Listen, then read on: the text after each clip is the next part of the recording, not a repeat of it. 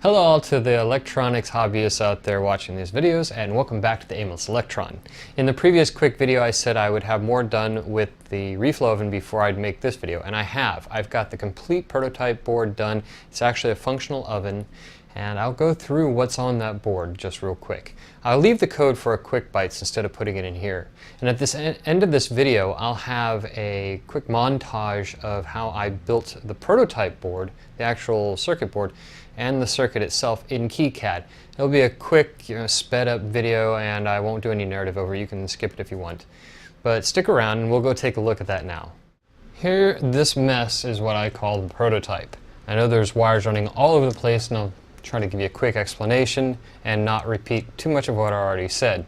We just have the in-circuit programmer here, but we also now got some control lines that are running off to this board, which connects to the actual controller board with the relays on it in the oven itself. And that all works.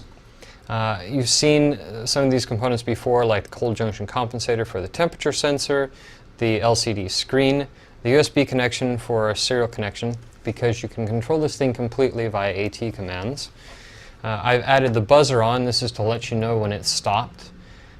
I've got that controlled through an NPN transistor, so it's not drawing too much current from the microcontroller itself. I now have this RGB LED which changes colors and blinks or flashes depending on the status. And I have a whole bunch of buttons here. It's an up and down for menu items, and then a select button, a start button, and a backlight button. So I'll zoom in real quick and I'll show what's going to happen when I plug this in.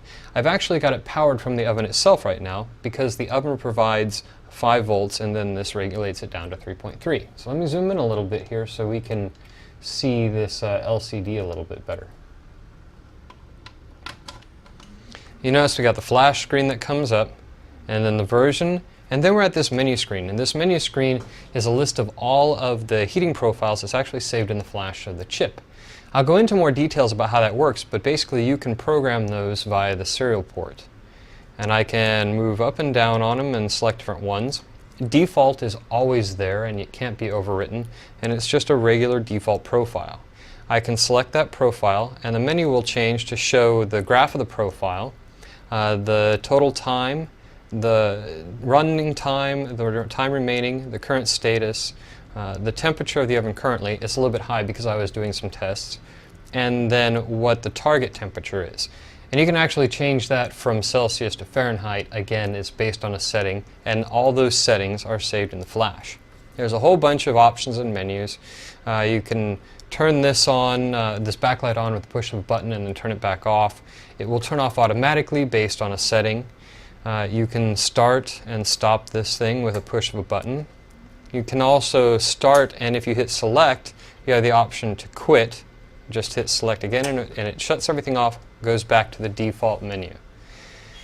Now if I select this again and go back in here, I wanted to point out that there's this other little blip here.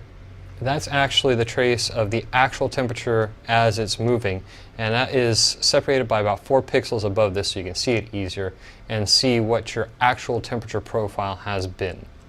Finally, there is a test mode that you can run from the terminal again that lets you individually set things, and I'll show that off more in the quick bites. But for now, let's take a look at the oven. I don't claim to have the steadiest hand, but I'll do my best here. From this prototype board, it goes over to the controller board, and the controller board has relays for the 2 individual sets of elements, heating elements, basically top and bottom, and then this fan that actually goes inside and acts as a convection fan. If I go over here, you can kind of see inside, and if I run one of these profiles, you'll actually see these top and bottom heaters start to heat up when it gets to the necessary temperature. And there they go. If we look at this, we can see what the temperature climb is inside there, and that's how it works. One thing I'm going to be doing, and I'd like to show you a bit of right now, is adding insulation. I just happen to find this ceramic, blown insulation, ceramic, fiberglass, whatever you want to call it, that fit perfectly in here, and all I had to do was cut it to length and the width was already perfect.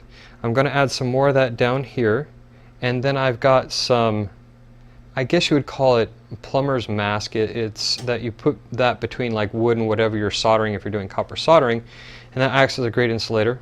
I'm going to put a little bit over on the side, and actually inside the oven I'm going to put it in the back. I have tested this and it does seem to work out pretty well.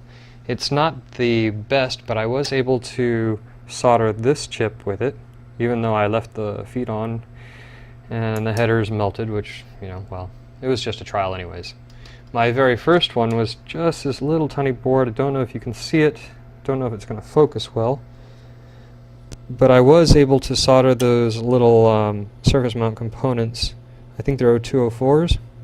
So that worked pretty well.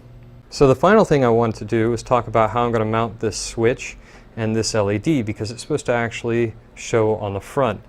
Well, I've got these knobs that were left, and although they won't fit back in there, I can probably shave enough of this thick plastic edge off so that it will, and then I can epoxy them in there. So I'll cut this thing up so that this switch will fit in there, and then I'll do a top one for this LED, and it'll just stick out there, and that way I can just glue them in and it'll be flush.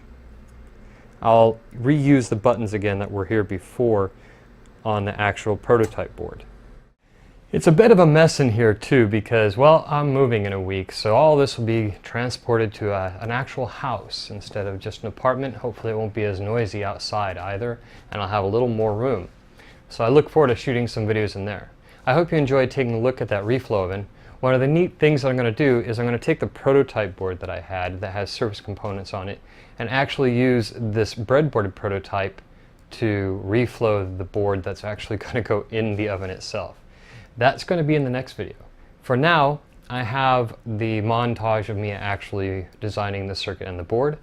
Please enjoy or skip by it. And if you like the video, don't forget to give it a thumbs up. Subscribe if you haven't already. Let me know what you think in the comments, if you have any questions or if you have any critiques. Whatever's clever. And I'll see you in the next one.